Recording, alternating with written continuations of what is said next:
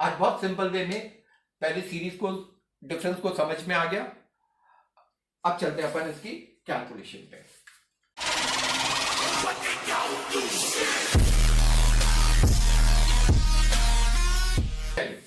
ये तो एक इंट्रोडक्शन था डिफरेंट टाइप्स ऑफ सीरीज और different method how to calculate it. अब आगे बढ़ने के पहले अब यहां से कैलकुलेशन शुरू होती है।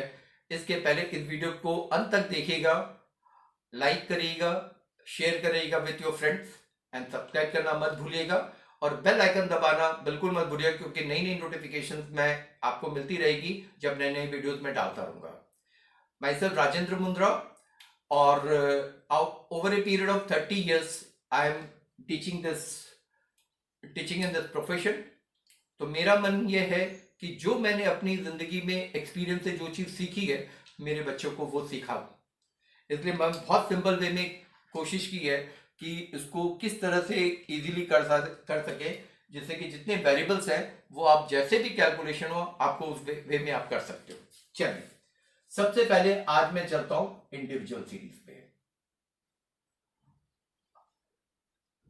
मैंने अभी जो लिया था वो क्या लिया था, मार्क्स लिया था, उसको मैंने एक्स से डिनोट किया था 10, 20, 30, 40, 50। आज मैं सिर्फ दो तरीका बताऊंगा, एक है इंडिविजुअल और एक होगा एज्यूमिंग मेथड, डायरेक्ट मेथड और इनडायरेक्ट मेथड में एज्यूमिंग मेथड। सबसे पहले डायरेक्ट मेथड। इसमें हम क्या करते हैं, मीन को जो हम डिनोट करते हैं उसको हम लोग इस तरह से डिनोट करते हैं। तो इसका मतलब मीन का मतलब अपने को ऐसे लिखना पड़ेगा और इसका फॉर्मूला क्या होता है, sigma x by n. Sigma x का मतलब क्या हुआ, इनका समेशन, दैट इज 150। और नंबर ऑफ ऑब्जर्वेशन हमारी कितने हैं, नंबर ऑफ स्टूडेंट्स हमारे पास कितने हैं, 5। तो इस तरह से हमने क्या देखा, 150 divided by 5 that is 30। This is a single typical value that represent the whole data. आप सारे डाटा को आप याद नहीं कर सकते ना, तो इसलिए अब देखिए एक उसको थोड़ा सा क्रॉस चेक करवाता हूं। सब में अपन एज्यूम कर लेते हैं, सब में 30 30 30 कर देते हैं। इसका भी टोटल 150 आ रहा है, अल्टीमेटली सेम आंसर आ रहा है। तो इसका मतलब this 30 is basically representing the central figure.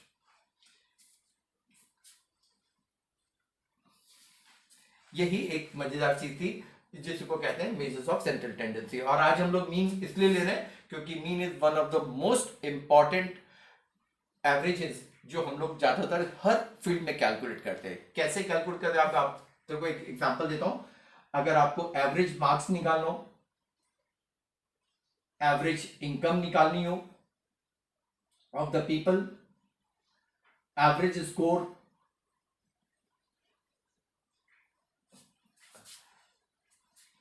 इसी तरह एवरेज रेनफॉल, इसी तरह average temperature, these are some of the example that has been given for your reference.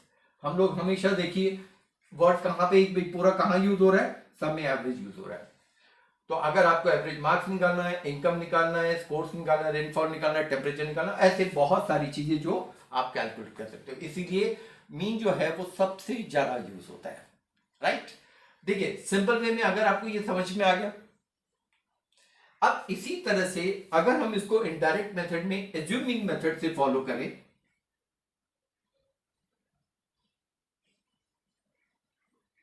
जिसको हम शॉर्टकट मेथड भी कहते हैं।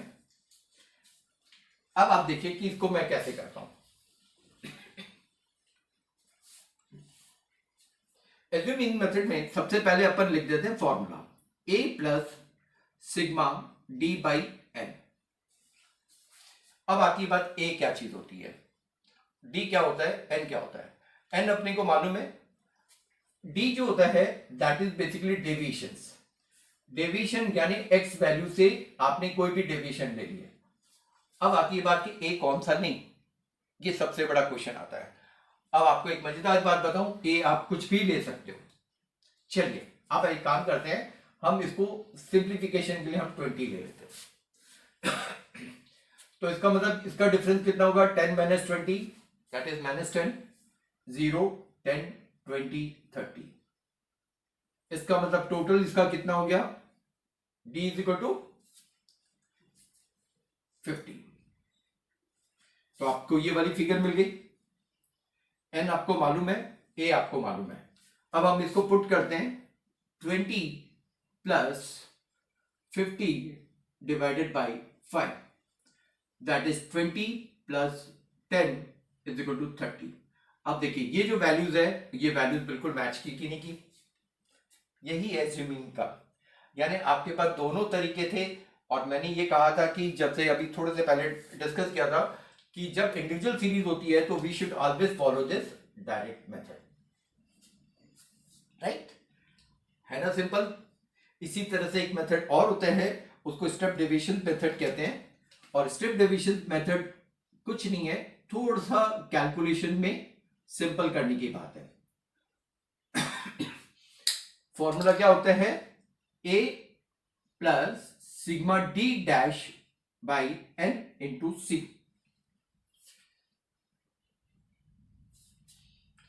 ये दोनों फॉर्मूलाज करेक्ट सेम है, बट यहां पे c की बात कर रहे हैं। चलिए अब इसको भी मैं एक बार कंटिन्यू में समझा देता हूं। पहली चीज क्या है, d डैश निकालना है, तो d dash is nothing x minus a divided by c। अब यहां से देखिए कि आपकी कौन से फिगर्स ले जो सबसे डिविजिबल हो जाए। तो अगर मैं इसको 10 ले लेता हूं, I think so this will be much more easy. तो this divided by 10 is equal to -1 0 1 2 3। That means sigma D dash कितना हो गया हमारा, जैसे ये सिग्मा डी था, डी डैश हो गया 5, राइट। आप देखिए यहां पे नोट करिए, ए मैंने 20 लिया था तो यहां भी मैंने 20 ले लिया, डी डैश यहां पे 5 हो गया, और n नंबर ऑफ ऑब्जर्वेशन 5 हो गया।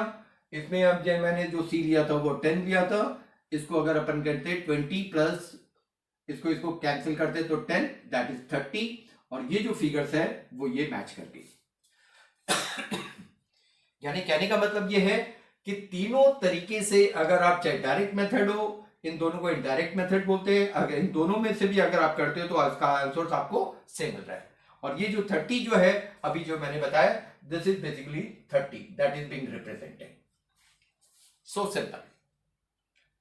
तो ये था एक ओवरऑल इंडिविजुअल सीरीज से रिलेटेड कैसे कैलकुलेट करते हैं, और इसी तरह से हम आगे चलेंगे अगले वीडियोस में, डिस्क्रीट और कंटिन्यूस से रिलेटेड करेंगे, जिससे कि आपको ये पता लग जाएगा कि डिफरेंट मेथड से हम कैसे कैलकुलेट करते हैं।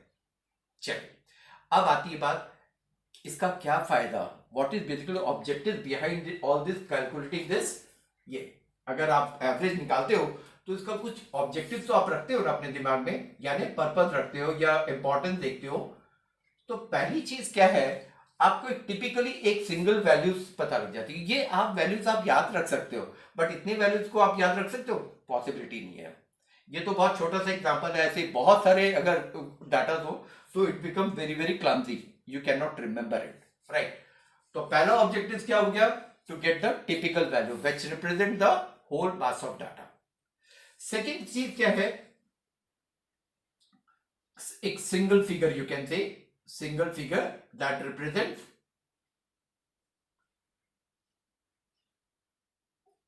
whole data, whole mass of data.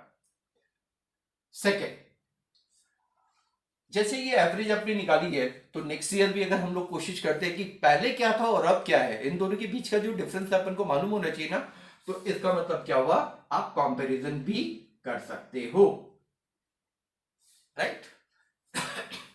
तीसरी चीज बहुत इंपॉर्टेंट है, जो ये डाटा निकल कर क्या है, तो ये डाटा खाली सिर्फ एब्सोल्युटली अगर देखा जाए तो ये डाटा नहीं है, it is giving you certain information. तो यानी कहने का मतलब है मैनेजमेंट को हेल्प करता है to take decisions for decisions making.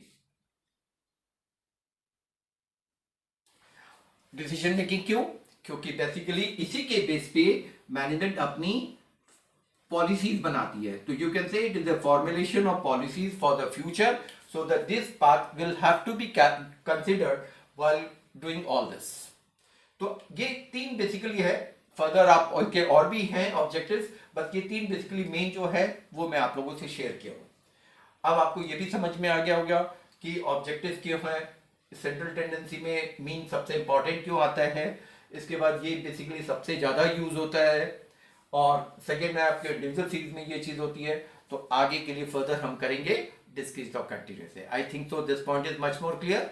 अब नेक्स्ट वीडियोज में आपसे शेयर करूंगा with another new topics on discrete series. तब तक अपन मिलते हैं. Okay, bye, thank you.